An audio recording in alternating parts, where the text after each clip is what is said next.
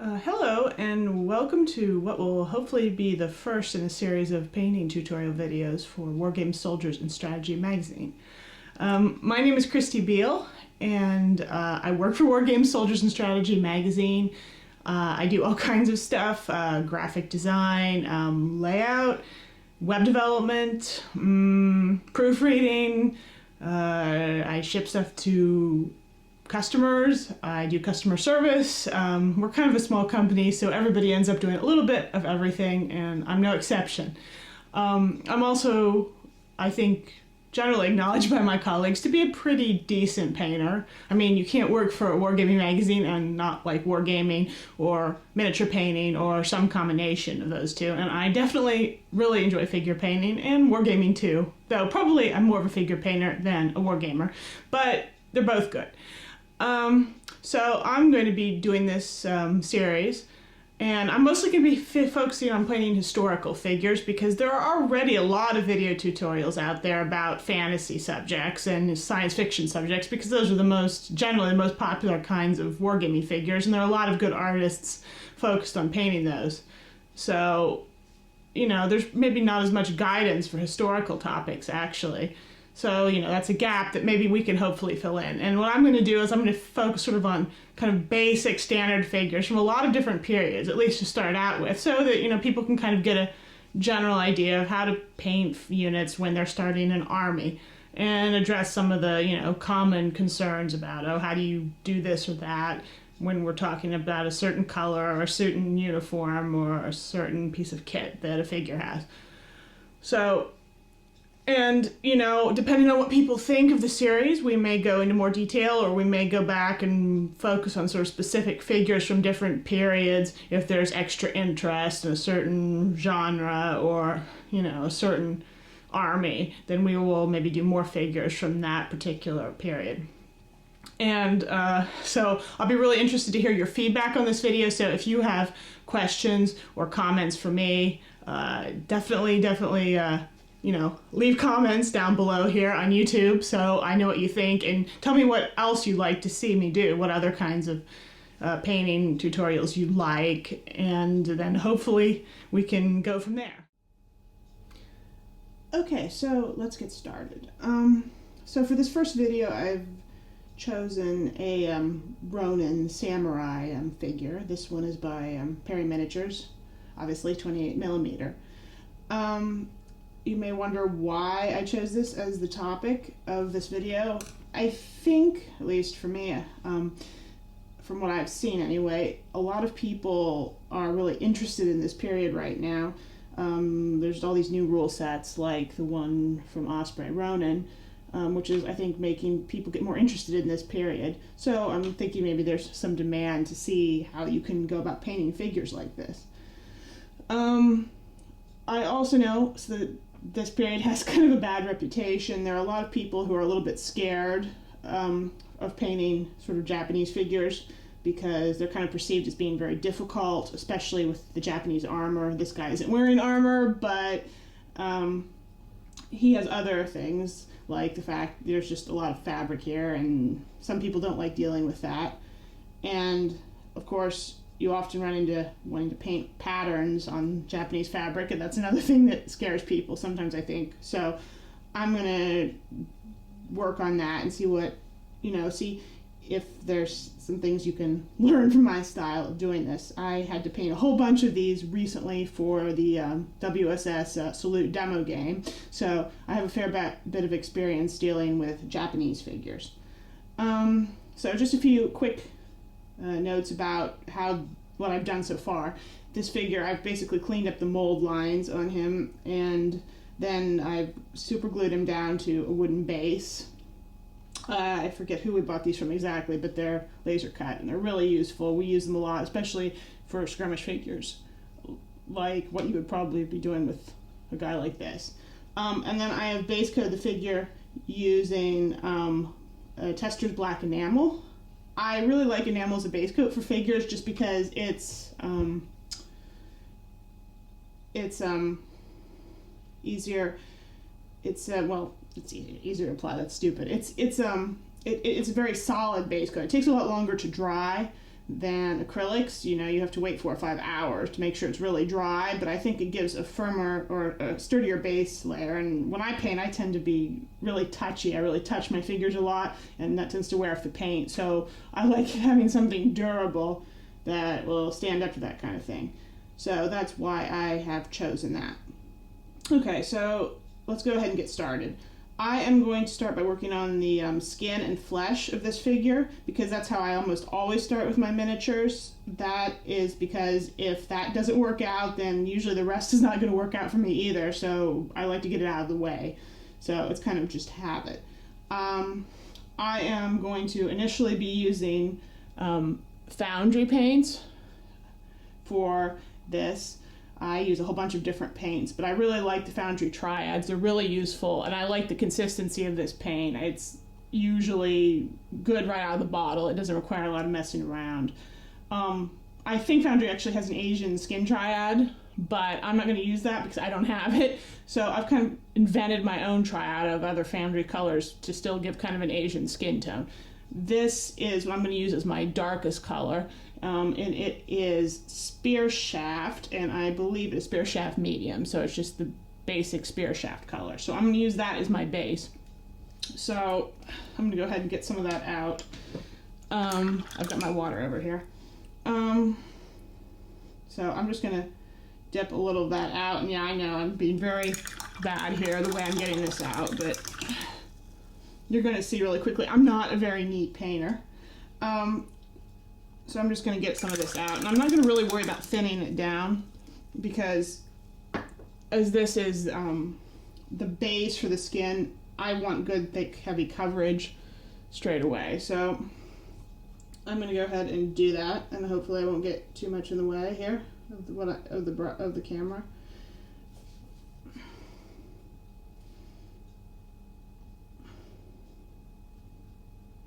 So I'm just basically applying this pretty much undiluted to the figure, everywhere there's skin. And you can see I'm being pretty dang messy. I am not really worrying if at this stage I hit other areas that shouldn't be flesh colored, because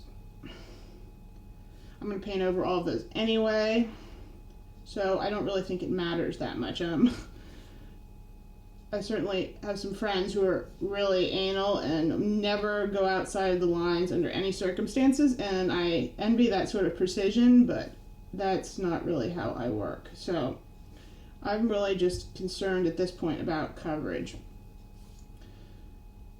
So, and then this dries really fast, so I can quickly kind of go back over it several times here without any problem. And hopefully we'll get a pretty good coat. For those who are wondering, this is a number 1 brush that I'm using.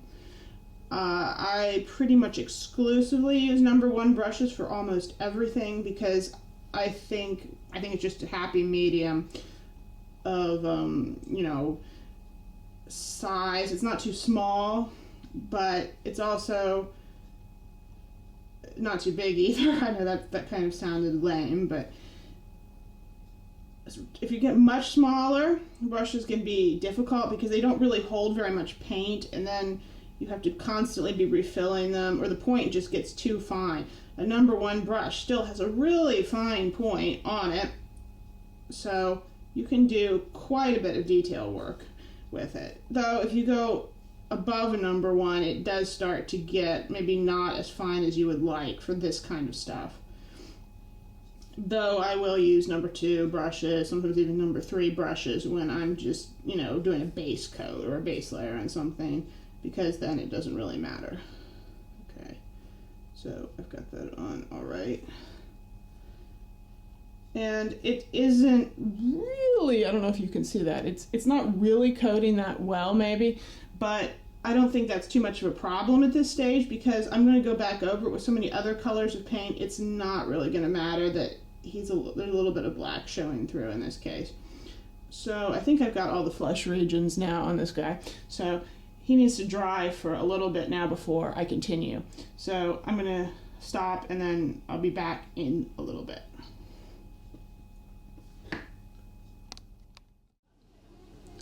Okay, so we're back. The base coat is more or less dry now. It seems to have dried a little bit shiny. I don't know why that was, but I don't think it's really going to matter because, like I said, I'm going to cover it all up and it's not really going to show anymore. I've also zoomed in a little bit so that you can see better what I'm doing, because at this point it actually becomes important what I'm doing exactly. So we'll put him down for a minute. The next thing I'm going to do is apply a wash to the figure, because he's nice and dark, but I want it to be really dark in sort of the recesses and on the shadows of his face and hands. So what I'm going to do, I'm going to use a, oh shoot, you can't really see. I'm going to use this Citadel wash. I really like these. I don't know why. I'm sure there's other really good ones out there. I know Vallejo does a range and some others, but I've always been really happy with Citadel inks. This is unfortunately from the old range. This is Ogre and Flesh. They don't make it anymore. I think there's probably some sort of proxy they have, but I don't remember the new names now off the top of my head. But I probably will have to pretty soon figure that out, because this is running really low. But Ogre and Flesh is a really good sort of wash, I find, for skin and flesh, and I use it for that a lot. So I'm going to go ahead and get some of that out.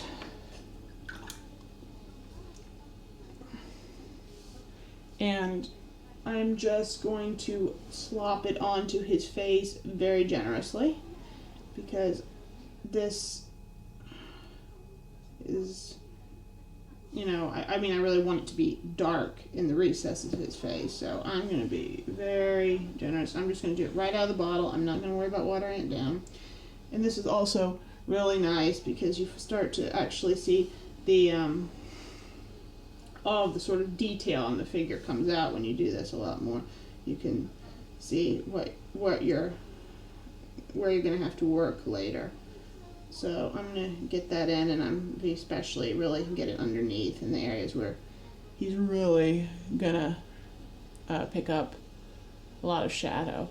So now I've got that wash on, and you can see it's pretty, it gives definition to the figure that it didn't have before.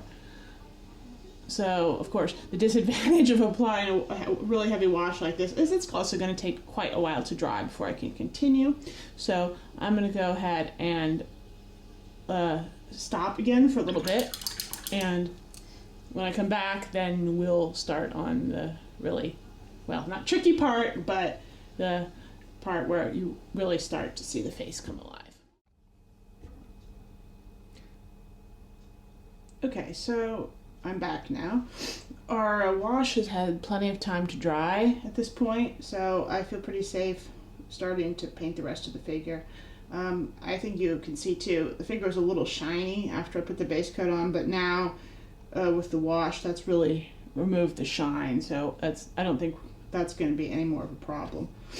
So what I'm going to do right now, I'm going to move right onto the middle shade of my triad and start applying that to the figure. And I am, I'm making a mess of myself here. Hang on, got paint on my fingers.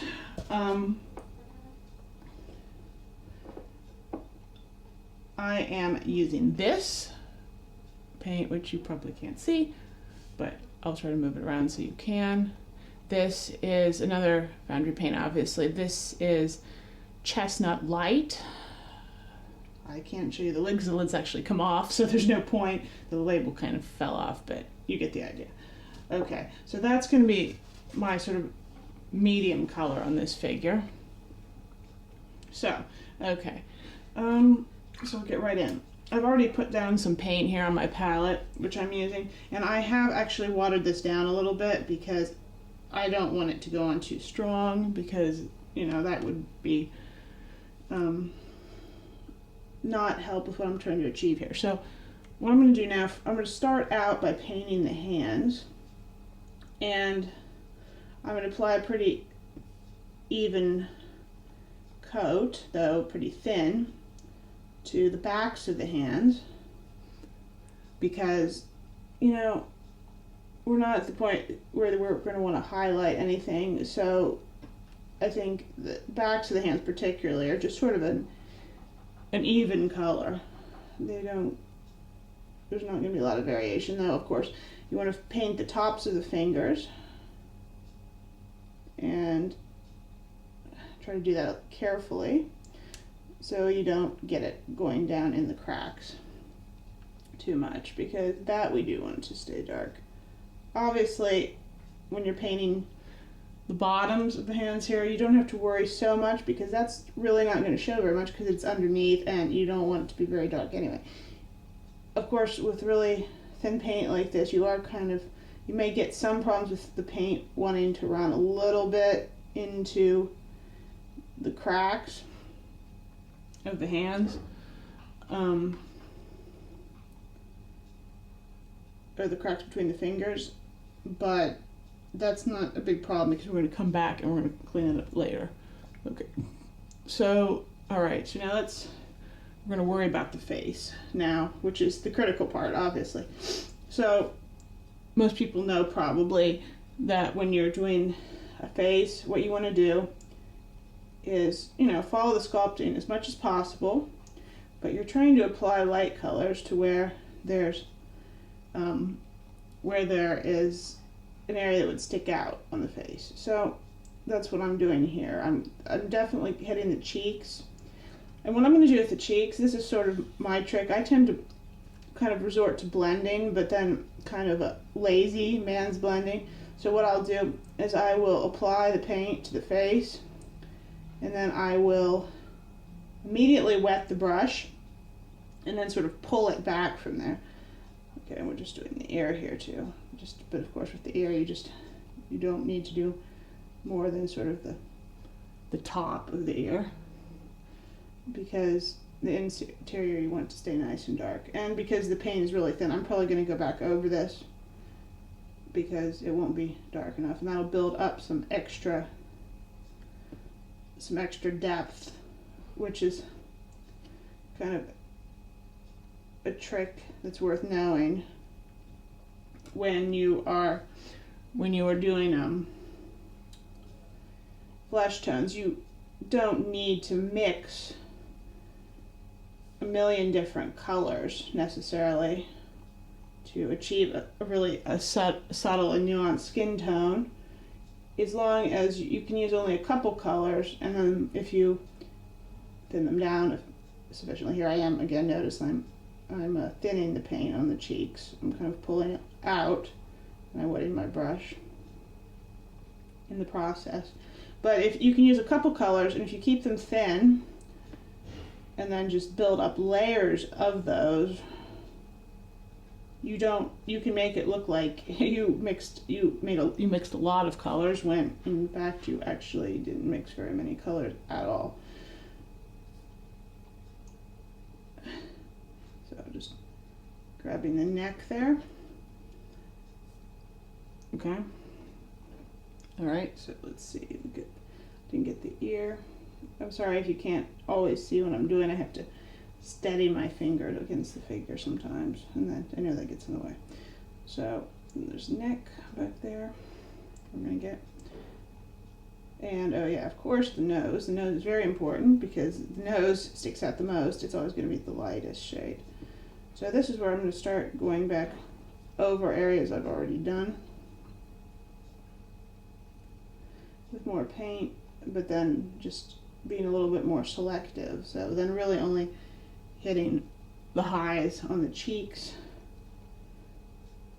You're definitely not going to want to go under the eyes. That's you want that area to stay nice and dark for obvious reasons. Though what I am going to do is, if you have a figure where the sculpting is sufficient to see eyelids, or sort of where the eyelid would be, I like to hit that with the medium shade, and you'll see why in a little while.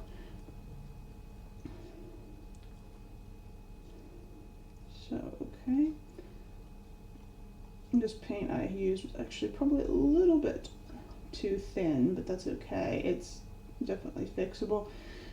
Generally, I try to err on this. I would rather have my paint be too thick than too thin, because my style of painting basically means that if it's too thick, I just kind of blend it out using water, and it doesn't really matter. So I'm going to go under the lip here, and I'm going to be very careful here. I'm going to try and leave a very small line between the cheekbones here and that area under the lip, because there's, there's that sort of crease we have there on our faces. So try to make sure that doesn't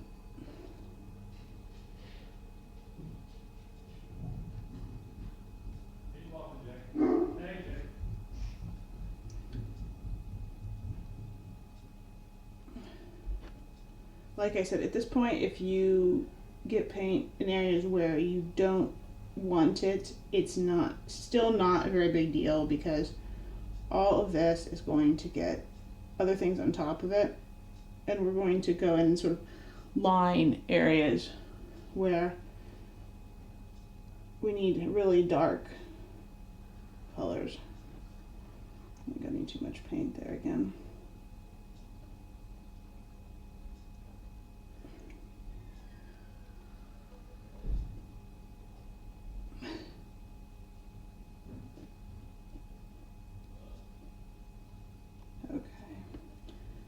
So yeah, this paint really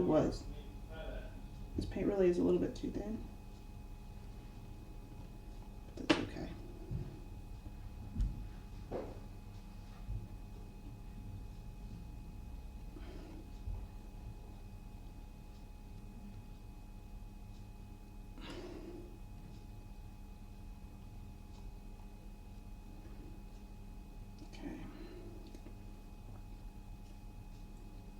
That ear is a little funny.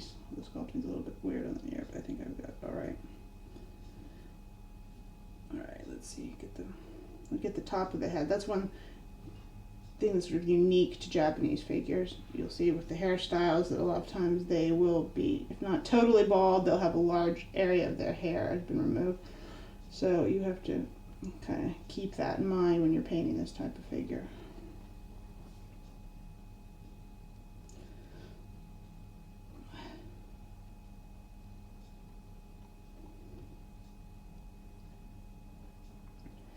Sculpting of this figure, the lower lip is very subtle, so I'm going to have to be a little bit careful when I'm painting that in later. So, okay. So now I've got a pretty good medium layer of paint applied to this guy. So I'm now going to go back in and add a really dark color.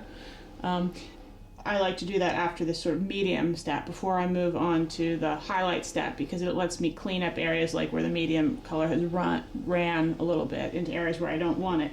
And this is sort of a fine lining step that I do. And the paint that I'm going to use for this, I'm going to use a Vallejo paint this time, which is black red. This color is really, really great for creating deep shadows, I find, on flesh. It is a little bit transparent, but still very dark and still has good coverage. I try not to overmix this one too much. I don't uniformly like Vallejo paints. Some of them, they have some colors I think are really great, but then there are a lot of them that I'm not so happy about. So this is going to be hard for you to see probably, but what I'm going to be doing now is I'm going to be taking this and I'm going to be running it very carefully between the fingers. And like I said, because I'm still not done painting the fingers, if this line is a little too thick, that's okay, because I'm going to be going back over it with a highlight color after this. So generally that's how it works. If you make mistakes on sort of a lower level, as long as you still got to come back in and paint a higher level, they can always be fixed then. I don't know if that makes sense exactly, but so the hands get this dark red color sort of, and since you can also kind of go around the outsides of the hands, even though this is all going to get painted over eventually, all of the cloth and stuff but I'm going to lay down some of that red black there too, because there may be small areas that I don't paint, and this will make sure that they have a nice dark shadow. Okay, so the face. I'll start out with the eyes because that's the most critical use for this, I've found. So what are you going to do? I am of the school that believes that you shouldn't really try to paint eyeballs and eyes at this scale because I think it's really hard to do it well 99% of the time. And it just won't look very good. I mean, there are some exceptions, and I have done it before depending on the situation. But more often than not, I prefer to use a very dark color like this and sort of go in and apply just sort of a line. And what I'm doing here is I am just really right underneath the eyebrow, sort of in those sockets, I'm applying this really deep color, just almost sort of solid like that, because that's easier. It depends on the sculpting. Sometimes eyelids and stuff will be more defined than on others. Not particularly defined in this case. Another thing I'm going to do the mouth. The mouth is a line. This figure has extremely extremely subtle lower lip. Like I said, a lot of them have lips that stick out more than that. So I usually like to put a line underneath the lower lip, but it's really hard to see right now. And then, but I think this will be corrected too in a little bit when I go back in with the highlight, as you'll see. And the other place you want to consider, obviously, is inside the ear, because that's a really dark area as well. So I'm going to go inside the ear there real quick. And you can look if there's any other areas in the face. Maybe, you know, sometimes depending on this figure, you may want to, under the chin, you may want to put some deep shadows. It really depends. But this color doesn't really go a lot of places, just very subtly. You may also, for emphasis, sometimes I do that. I put it under the nose. That usually works really well. So you can see already you're starting to see the face a little bit more. Okay, I am now going to go back in with that medium color really quickly and clean up the eyelids, because right now it's just one black blur, or sort of black blur, dark sort of color blur under there, and you don't want to show the eye, but you do want to indicate that there's something else there, that, you know, that he has eyes, that it's not just completely in shadow. So the way I'm going to do that is I'm taking my medium color that I already had, and I'm just going back in very carefully over the top, and I'm making lines in the mid, a little bit, not exactly in the middle, obviously. You want some dark to stay underneath, and I go, as you can see, I extend it all the way out to the outer edge so it connects with what I've already painted on the outside, but on the inside I leave a gap, so that, you know, it kind of stays dark there. Like I said, below the eye there should be less of the dark color than above the eye, because the eyelid is darker. So you can see with my paint style, I often, you know, make a little mistake pretty frequently, but I then just immediately go back in and correct it. And at the same time, I'm just define that lower lip a little better, because it wasn't very prominently sculpted on this. I have to do it, you have to kind of fudge it with paint a little bit. So that's what I'm doing right now. Kind of decide that lower lip that needs to be lined there, needs to be a little bit smaller. So then we have kind of got something like that. Oops, alright. So now what I'm going to do is I'm going to go ahead and move on to the highlight color.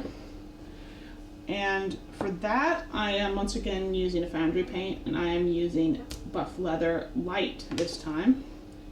I'm going to go ahead and grab out some of the paint, and I can see this particular color is really thick, so I'm going to thin it a bit, but hopefully not so drastically as I did the last one. So it shouldn't be so difficult to work with, it won't run so badly. Okay. So I'm going to work real fast on the hands here. With hands, let's see, the lightest, your main highlight shade, you obviously want to get the fingertips covered with this color. And notice how I kind of made a little bit of a mess when I was putting that dark black red in the creases, but now that it's going back over the top, that fixes all of that problem that I just had. Also, with this highlight color, I like to do this, you don't have to, but I like to sort of continue the line of the finger as a line up into the back of the hand. I mean, this is because it sort of adds extra definition to the hand, even though sort of the bumps on the top of our hands, sort of the back of our hands, below our knuckles, they don't really stick up all that much. They're pretty subtle, but I find it sort of adds a nice detail, even though maybe it's, especially at this scale, it's not the most realistic thing you can do. But, so we're going to get the top of the hand here for sure, obviously. And like, I'm not going to bother really highlighting the bottoms of the fingers there because it's really underneath, which means it would be in shadow and you really wouldn't see it very much. So I don't think there's really much reason to go ahead and do that. So now we've got the hands. Okay, so now we're going to move on to the face. All right, so you have to think where you're going to get a lot of light hitting. Obviously, the brow for sure. And the paint's pretty thin. And see what I'm doing here. I've applied the paint, and now I'm I've wet my brush, and now I'm just kind of moving it around. So I put it where I want it to be strongest, and then I sort of pull back with a wet brush. It's obviously going to be very light on the top of his head. Another area where you know it's easy, it's going to be light, is on his ears. He's going to have light ears, certainly, the outer rims. Okay, and then the nose, that's a really light place.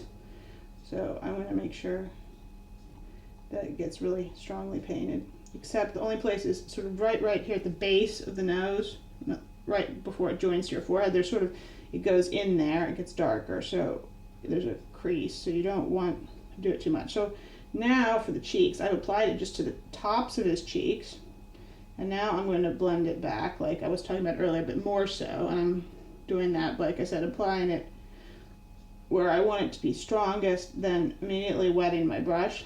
And I'm not ashamed to say I actually do that with my tongue quite a bit. I know it's gross sounding, but when you're working really quickly like this, it can be the easiest way to quickly get some moisture on your brush. And you don't need very much moisture. You don't want a very wet brush. You need it to be just slightly wetted. So it's the same thing. I'm going to apply it, and then with a wet brush I'm going to move it around. And then the beauty is here, then if I decide after it dries I don't have quite enough highlight, then I can go back on and apply another layer because it was so thin. So there, the jaw and the chin, obviously that needs to be very strongly lit because that area is prominent. Going back over the nose here, and the under lip, I'm going to do that very carefully, and I'm going to still try to maintain a slight line between that and the cheeks if I possibly can. And I'm going to do the lower lip very, very carefully, like so. And let's see, let's get this ear here. Oops, I got a little bit in there. That's not very good. I made a mess. See, typical.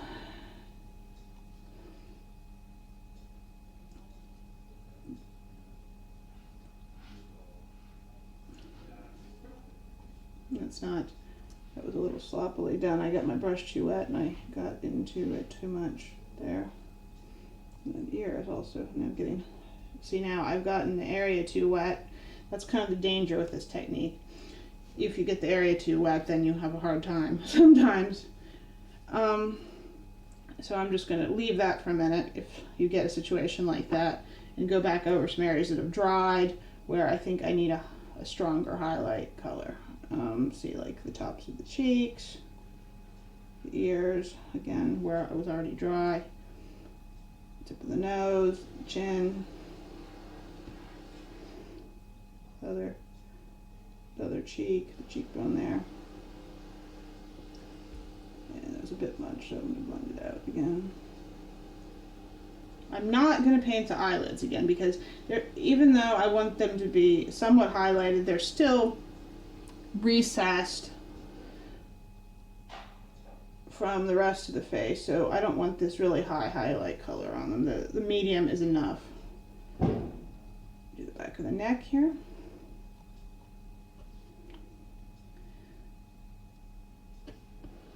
Like so. I don't care if that gets a really high highlight or not because it's not going to show very much in the finished figure. The neck generally doesn't need a lot of attention, but I am going to emphasize sort of these arteries and muscles in his neck, which are made prominent by the way he has his head turned. So I'm going to make sure those get sort of extra definition over that ear. That ear is a little difficult to see where it begins and ends, I think, because it has sort of where the hair is, the sculpting is a little undefined. So let's just get the brow again. Like I said, the top of the head, you can really hardly do too much there just because of, oh shoot, I got a little bit of paint there. I didn't mean to. I guess it ran, but I'll just go ahead and correct that real quickly with red since it is still wet and I can still do that.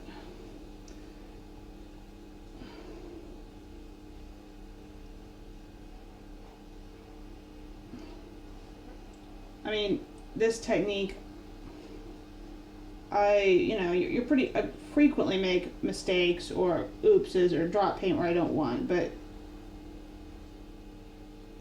it's usually not a big deal. You can usually fix those problems without too much difficulty. So there, I corrected where I made a little bit of a mess there with the eye. Okay, so that is him now with all of his highlight color applied, or the primary highlight color. Go back over the hands here real quick. I decided it needed a little bit more. It's a little bit more definition there than I had given it originally.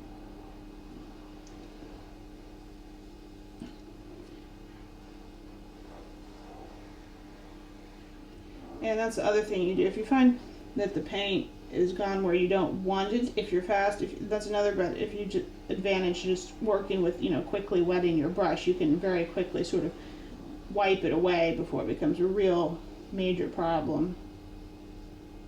And I do that quite a bit, given how I work. So, okay, so now I've got the fingers covered. We've got all the major parts now have been highlighted. So now, I'm not quite done yet. I'm now going to apply a really high highlight. I know, you think, oh no, 4 colors. That's ridiculous. 3 colors is ridiculous. But I promise it won't be that bad. I find I just like to give a little bit of an extra pop in certain areas. And I didn't show you what color I'm using for that. I'm using another foundry paint. And this is, let's see, this is going to be Boneyard Light, which is an extremely useful color. Okay, so where am I going to put that? Well, only areas that really get a lot of light, like the brow bone, for instance. That's really that gets hit by a lot of light. And I've got the paint really thin right now, so that means it's not gonna be too garish, but you really, I mean, the brow bone, that obviously makes sense. Ooh, I got too much on you. Ken? Okay. So, sorry about that. Advantage of thin paint, though, especially thin light paint, is if you make a mistake, it's easy to clean up. So anyway, what I was trying to do was apply that to his brow bone and blend it out like I have been by keeping my brush wet and sort of running it back. And the top of his head, that's going to be pretty light too, because obviously a lot of light is hitting him there. Okay, so where else? Well, once again, ears are a great candidate for this, but with this you really just can be very sparing. Just hit just a tiny area. Nose, obviously, though I'm not going to do the whole nose, really, just sort of the nostrils and sort of the tip of the nose is sufficient for this.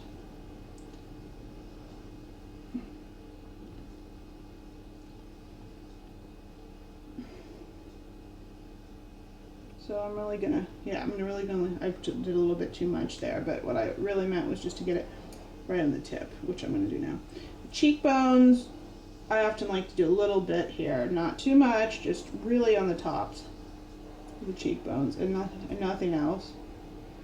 Wipe away the excess there. So the cheekbones, but then really only along the tops, around the top of the cheeks, where they sort of join with the eyes, and also the chin, but then just a tiny bit.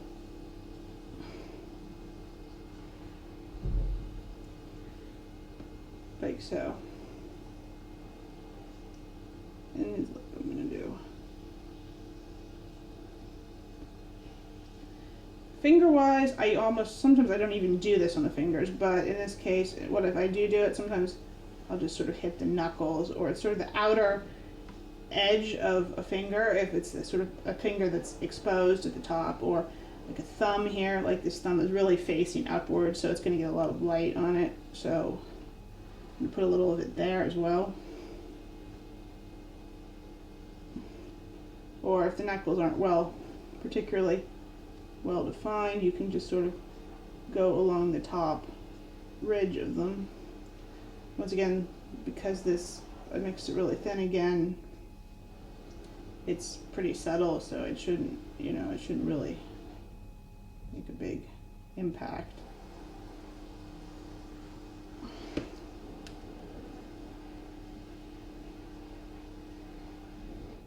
Once more.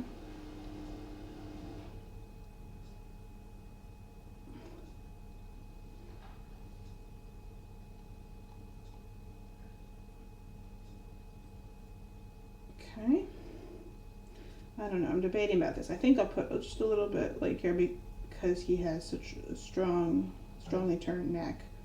It's really bulging out, so this really high highlight, usually that's where you really want to think about putting it, is places where he's where there's really something that's really sticking out, that's really protruding.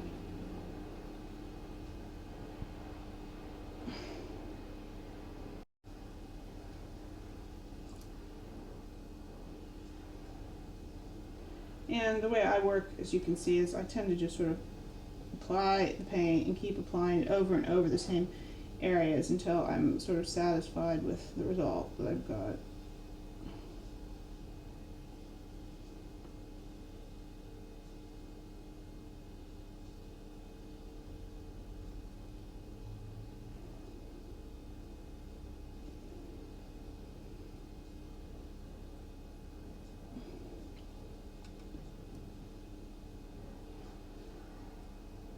So, okay. So now that I've applied that sort of highest highlight color to the figure, I'm just going to go back and correct a few things. I noticed that the lines between his fingers were a little more faded than I would like at this point. So I'm just going to go back in and really quickly sort of just emphasize that a little bit more with that black-red paint, the Vallejo.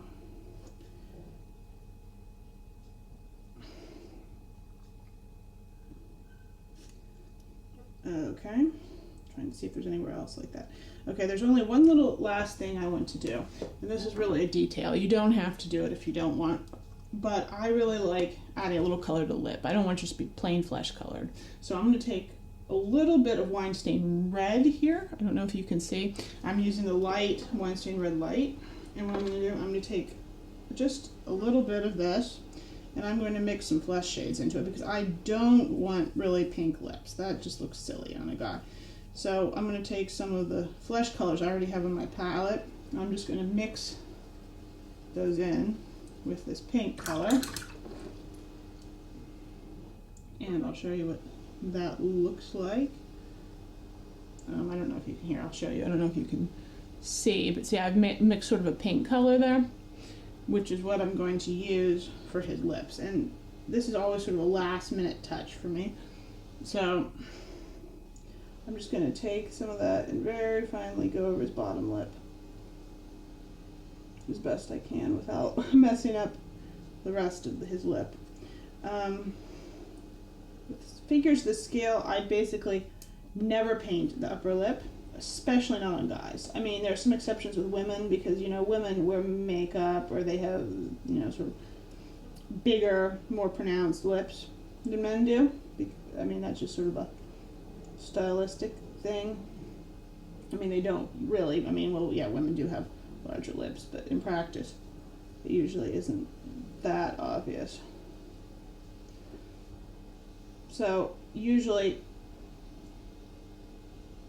the line that you sort of end up drawing to define where the lips are, if you do the top in a really bold, in that really dark color, that sort of ends up doubling as the lower lip here. I'm just doing a little cleanup work there because I thought I made a bit more of a mess than I would have liked with that.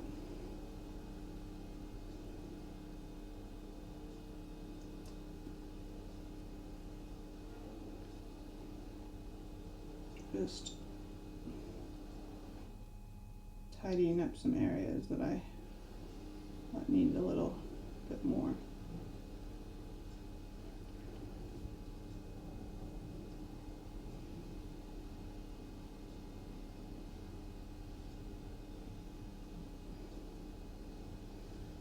Okay, so that about takes care of it. We've now pretty much taken care of the face and flesh tones on this guy. So I'm gonna leave this now and then we'll come back later and we'll start tackling his costume and the fabric and paint some patterns and some of that kind of stuff.